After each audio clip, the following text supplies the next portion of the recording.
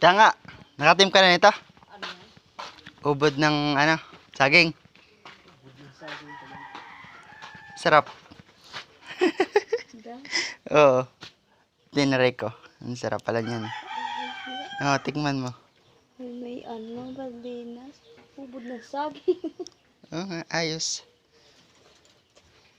Malinamnam. Wow. Sarap nga. Nga. Tikman mo, ang sarap. Ubod ng saging.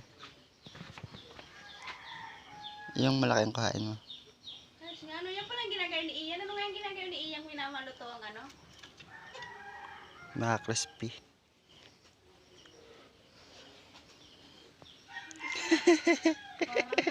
Kaya. Sarap. Ngirit-ngat.